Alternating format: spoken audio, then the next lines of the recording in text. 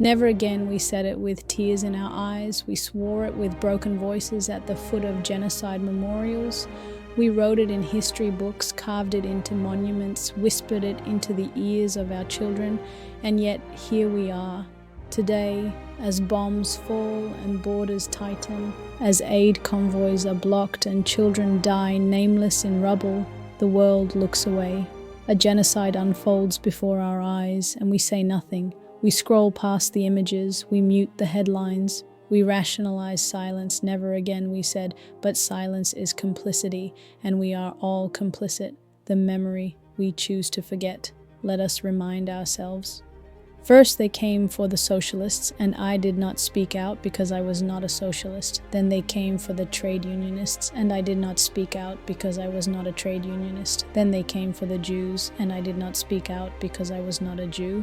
Then they came for me, and there was no one left to speak for me. Pastor Martin Niemöller. This was Europe less than a century ago. The Holocaust did not begin with gas chambers. It began with silence, with the world pretending not to see, with bureaucracy and political cowardice, with "not my problem, Gaza," the wound that bleeds in silence.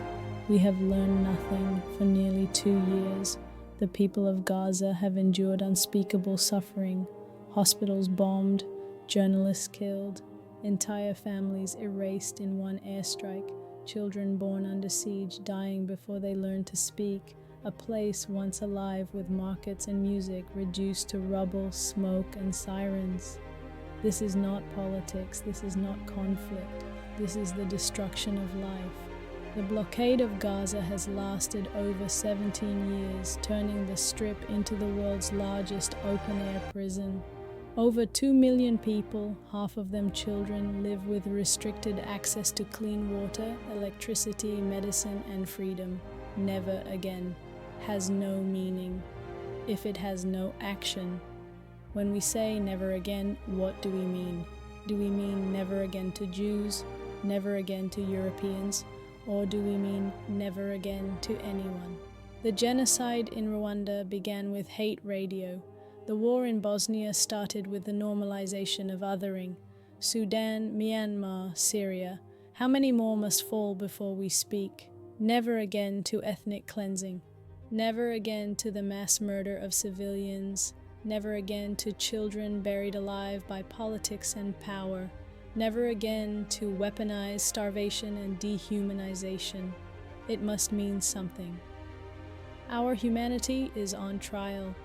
The next generation is watching.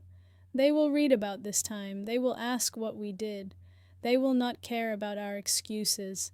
They will not be moved by our hashtags. They will judge us by whether we stood up or stayed silent. We must rise as people, as a human family. Say something, write something, march somewhere, donate, speak, cry, rage, refuse to be numb.